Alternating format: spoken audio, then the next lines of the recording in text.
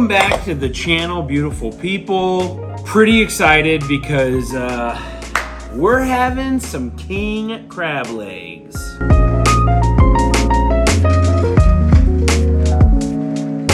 That's right, me and my beautiful bride, we're gonna have a little date night at home. Actually tomorrow night, we're gonna do some beautiful king crab legs that I picked up while I was in Kansas City. You can usually get them at your local grocery store. They'll come in frozen pretty much everywhere you get them. They're already cooked, they're frozen. I just happened to pick these up in Kansas City because we were up there. They had a ton of them, a good selection. And tomorrow night, we're having a little date night, and so we're gonna do some king crab legs. And one thing that makes king crab legs amazing, outside of just the beautiful, succulent, sweet meat that already is king crab legs, is the butter. So I like to dip mine in just butter. A lot of people do a bunch of fancy sauces and garlic this and spicy that and sriracha whatever. That's not me. I'm sure that stuff's really good for a lot of people, but I like the flavor of the actual crab meat, and the one thing that will help sort of enhance that is just straight up salted butter. I'm gonna be making some clarified butter to go with that. What is clarified butter? It basically separates out the butter from like the milk fat. The cool thing about clarified butter, or also drawn butter is what it's sometimes called, it can withstand like a super high temperature. So like if you're cooking with it, like oftentimes if you're making a dish and you got butter in a frying pan, it'll get really hot, and that fat, that milk fat that's in the butter, that's what will actually start to turn brown and will actually burn. Clarified butter, you can take it up to like 400 degrees and it will not burn.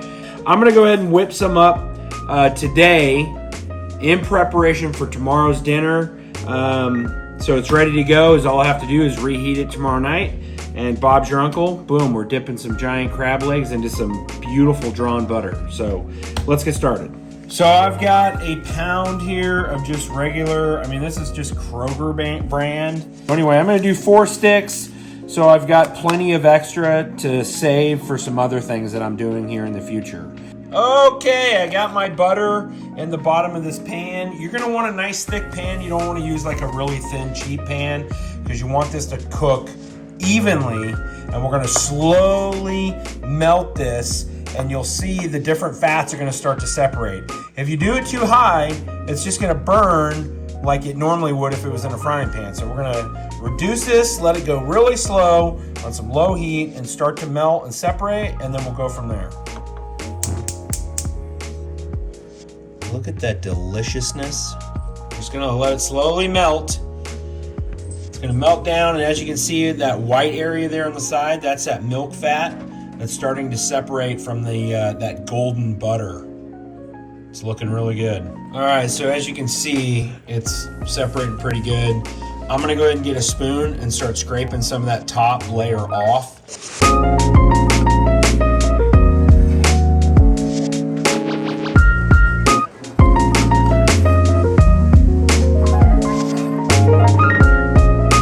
Okay, I got pretty much all that I could scrape out of there.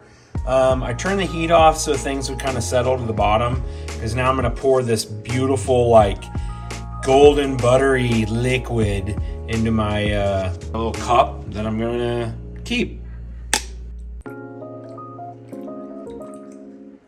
As I'm pouring it, you can see the bottom layer there, it's collecting towards the end. You don't want that to go in there.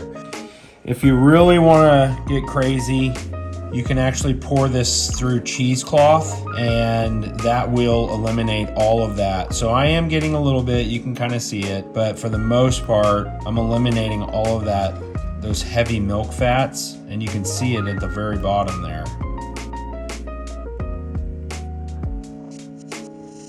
There you go.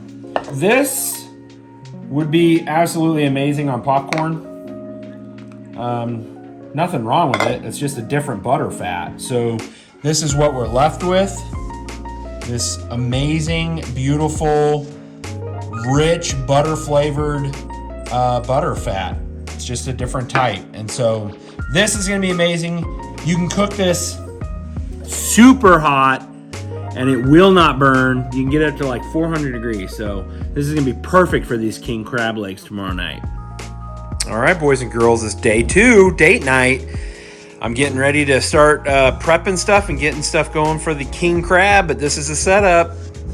Amy doesn't know that I got her a special little gift, but it's gonna be an awesome evening. Look at these beautiful king crab legs. Be careful, they're really spiny and they will poke you. We got about 3 pounds roughly here. I've got it in a turkey roasting pan that you would use at Thanksgiving. And you can see there's some of that water that's melted off of these. I'm gonna leave that in there, so I wanna create some steam. So I'm gonna throw some foil over the top and I'm gonna go into the oven at 375 for 20 to 25 minutes, and that should do it. Again, these are already cooked, so we're just warming them up at this point. And while those are going, I'm gonna do some asparagus. I got my clarified butter that I'm gonna re-melt down, and we're gonna do some salads. So let's cook.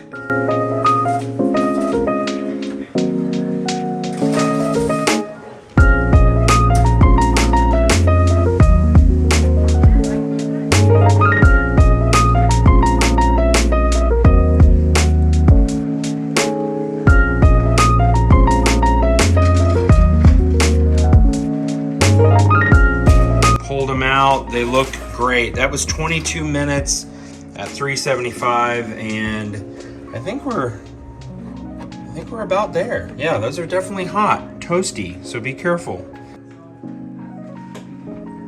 Well, they don't exactly, well, that does. Mine does not fit on the plate, but that's a good problem, I guess.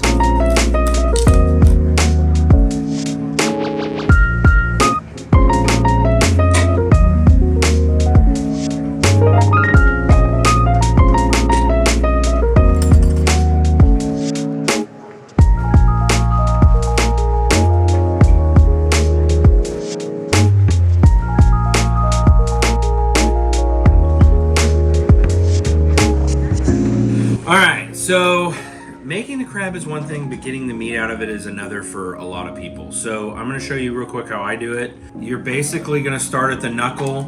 There's quite a bit of meat in there. A lot of times this meat in here is pretty salty. Some might even call it fishier tasting. This particular crab, it's really big. We're not getting any of that. So you're just gonna pull it basically just with your fingers. You can just yank it out of here. And then I'm just gonna break that bottom little shell off, throw it in the bucket. Okay, then you got the main body. This is like the thigh.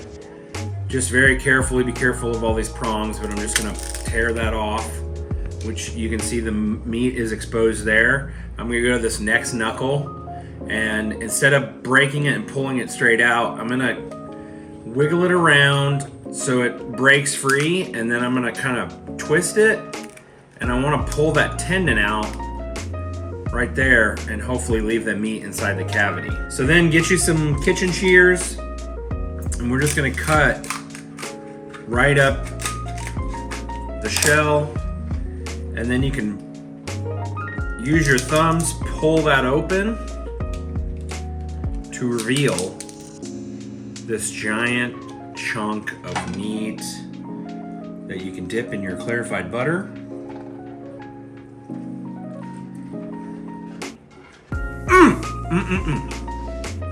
That's how you do it. That's gonna do it, folks. That's making king crab at home. I hope I made it easy for you. It's not that intimidating. It's not that scary. It's delicious. It's easy. And at the end of the day, you can't really screw it up because it's already cooked. So all you're doing is heating it. That's it for today's video. Hope you enjoyed it. I hope this inspires you to cook more at home and do something kind of out of the norm. If you do, let me know about it in the comments. And yeah, that's pretty much it. I'll see you on the next adventure. Be blessed.